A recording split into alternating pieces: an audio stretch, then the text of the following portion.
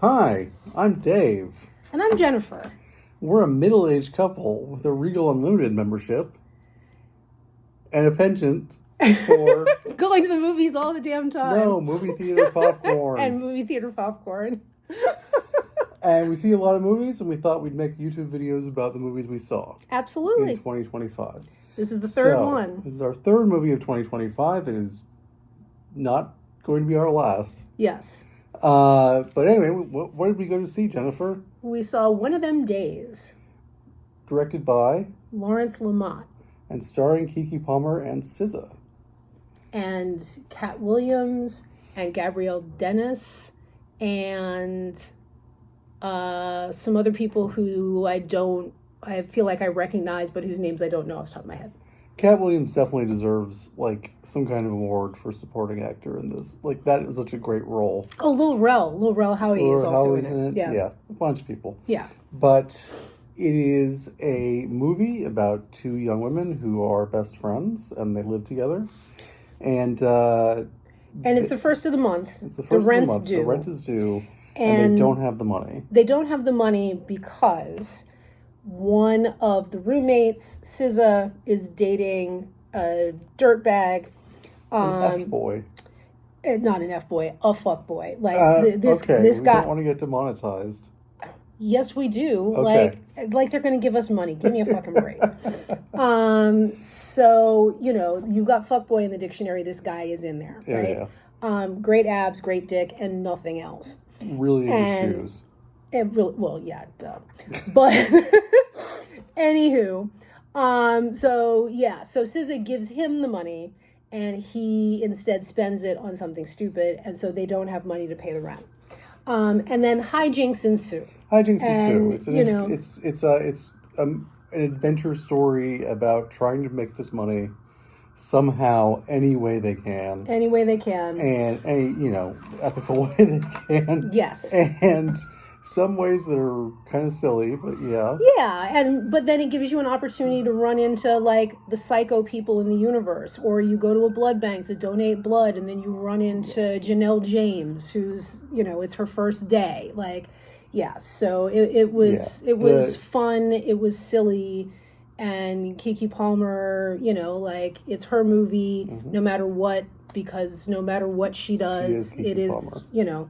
She walks in the living room. It's now Keke Palmer's living room. I understand that. I live in that world. That's fine. Ever since Nope, the movie Nope, we are just huge stans of Keke Palmer in this house.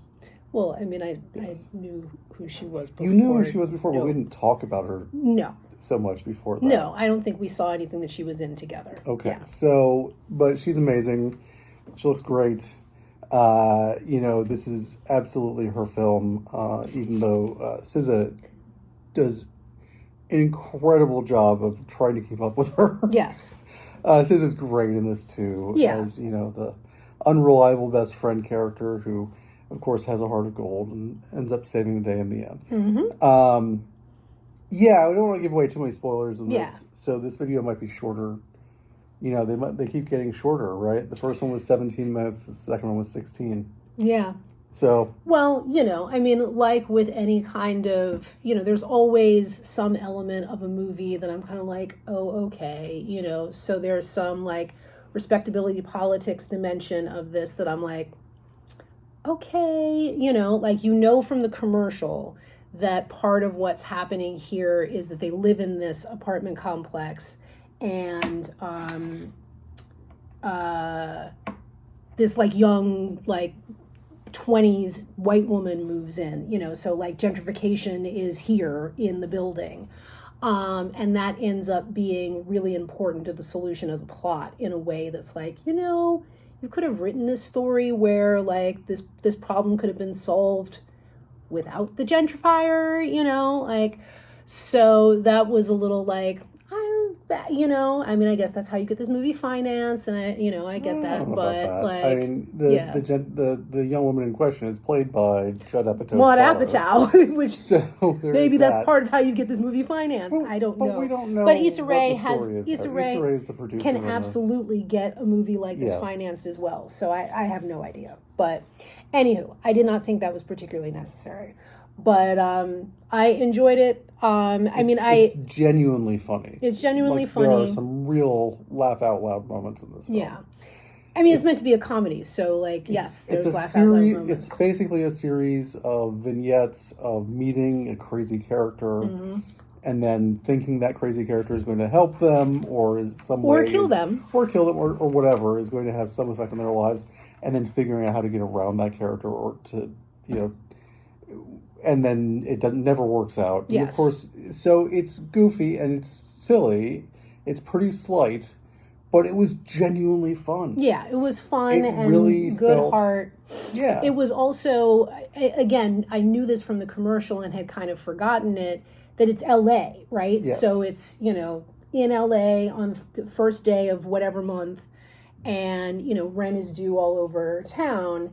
And, I just kind of couldn't help but thinking of, clearly some of this is shot on a set, but some of it is shot in LA. Excuse me, and not having any sense of, where things are on fire in LA, right? Like, Right. what do these neighborhoods that they filmed in look like today? I actually have no idea. And so that was a little, at the beginning of the movie, I was like, oh, right. This is LA. Like, it's a very LA movie. And that was kind of like, hit me somewhere. But, the movie is a comedy, so I didn't dwell on that. But, Sure. It's definitely there in the background. Yeah. But, No, it was a lot of fun and, just a lot of, silliness and a lot of actors that I really like to see, This really felt like one of those great 90s buddy movies. Yes. Something like Rush Hour or Dude, Where's My Car is later. That's not what I'm thinking of. But like Bad Boys or something like that, where it's not an action movie, but like it has that feel of like it's a buddy comedy. two really good actors who have an amazing rapport. Like the two of them just have so much charisma together with each other, and just absolutely are playing off each other's strengths and do a wonderful job of selling the love they have for each other, even when they're bickering and arguing about who messed up the last time and who messed up next time and so on. But just genuinely fun. We so rarely see that these days. Yeah. I mean, I don't know how many movies like that come out that we don't see, but certainly in the last couple of years, like, we haven't seen a whole lot of stuff like that. But even when people try to do that, like there were all those Tiffany Haddish movies we saw that just didn't work because nobody could keep up with Tiffany. Because Haddish. nobody could keep up with her, right? Like, Yeah. she would be amazing, and then it's like, and then there's Kevin Hart or whatever. Yeah. But they had a makeup company. Because it was her and Rose Byrne. Who the fuck thought that was a good idea? I don't know. Like, I mean, Rose Byrne, great. Tiffany Haddish, great. Not playing off each other. Like, that's not the right thing. The McDLT of buddy movies. One side stays hot, one side stays cold, and they never meet in the middle. Right. Yeah. But, Girls Trip worked great. And, Girls Trip was great. I feel like there's other stuff we've seen. Joyride, that was an amazing movie. I fucking loved that movie. But this is literally, those are like ensemble movies. This is a team, this is a buddy movie. Yeah. And it all comes down to the chemistry between the two stars, and they absolutely have it. Yeah. It totally works on that level, and you really want them to succeed, even as you are laughing your head off about their failures and their setbacks. Yes. There is some serious, man eye candy in this movie. Can't complain about that.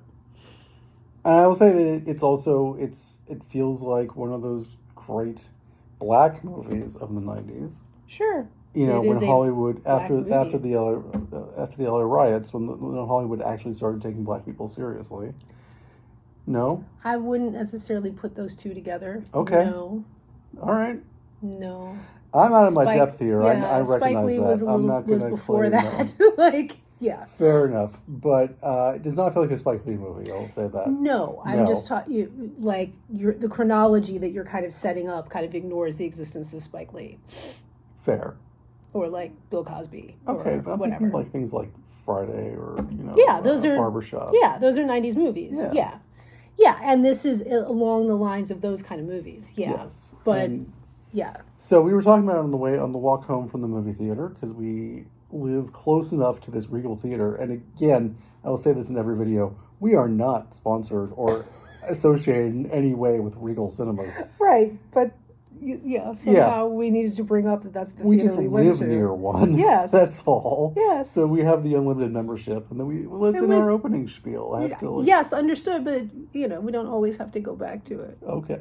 But we can, because it's true. It is true. Yeah. So we were walking home from the Regal Theater, and talking about this movie, and what were the salient points that came to mind for you on the walk home?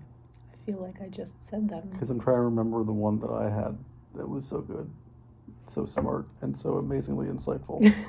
No, I mean, I was, part of it is I don't want to give away the entirety of the plot, right? But yeah, the respectability politics dimension of it, the kind of like gentrifiers in the end being part of saving the day part of it, was the things I kind of had problems with.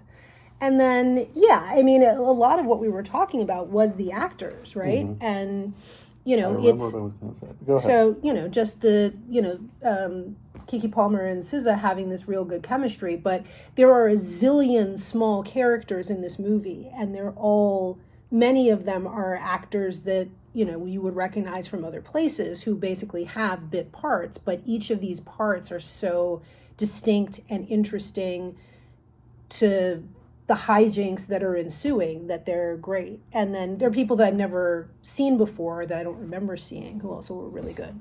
So what were you going to say? I was going to say that what I'm going to call the world building in this movie is a standout thing for me.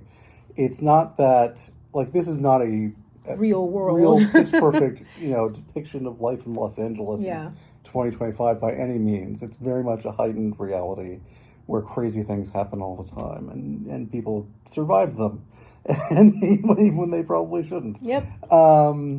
The opening scene of the movie has someone getting thrown across the room by an exploding dishwasher and bouncing and standing crashing up into afterwards. a wall and standing up around but dusting themselves off. It's a little bit of a cartoon. Yes. But the movie did such an incredible job of creating this neighborhood, this district of LA. This community. Yeah, the community around Keke Palmer and SZA. With real people in it who were just really well defined. And you said even if they're one-dimensional. They're well defined. There are plenty of one-dimensional characters. Most of them are one-dimensional, but they are very interestingly defined. And it's not like any of them are duplicates of other characters.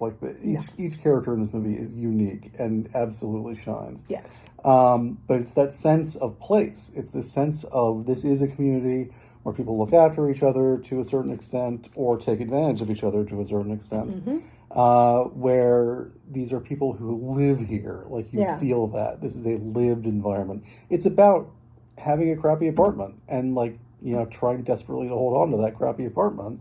So yes, a lot of it is about what it's like to live in a crappy apartment. Yeah. But sometimes that's actually helpful when the hijinks ensue. Right. Yes. Yes, that's true. Yep. The crappy apartment does save the day more than once. Does end up helping save the day sometimes, so yeah. But it's just that sense of a lived-in world, and that these characters all were going to have stories that would continue past the end of the movie. Yeah. Whether they had walked through the lives of Keke Palmer and SZA for 5 seconds, they were going to go on to have, their own misadventures down the road. Absolutely. And the movie does a great job of also giving you a ticking clock. There's a time frame to this. Yes. They must have the rent by a certain time. Yes. And to the extent that throughout the movie, every once in a while, the movie will stop and you get a title card on the screen saying 5 hours till rent is eviction. due. Yeah. And it does a wonderful job of maintaining that sense of we got to keep moving. We can't stop and think about what's going on too much. We can't have like heartfelt moments, although there are one or There two are of heartfelt those. moments, but they are also have to be brief because we're Yes. trying to Accomplish through the all day. these things, and it's not just the rental. It's a tiny little Yes, spoiler. Is that yes. There ends up being something else added to there this are beyond the multiple need for other the rent. things that have to be done by Yeah. a certain time. Yeah. Yeah, but in general, oh look, it's 15 minutes, so we Yeah. should stop now. So this video is shorter than our last video. Yeah, that's not going to happen. But I think I've said what I need to say about this. It's a really fun, good movie. I really enjoyed it. Some of the jokes are laugh out loud funny. Most of them are funny. Yeah. And I didn't think there was anybody in this movie that I was like, ugh, there was no moment in this movie where I felt like I was bored or like I didn't understand what was going on or appreciate why this was in the movie. I think all of the crazy characters absolutely justify their presence. I could go on. Yep. It's a fun movie. Yep. Go see it. Yep. All right. Yay. Until next time. All right. Bye. Bye.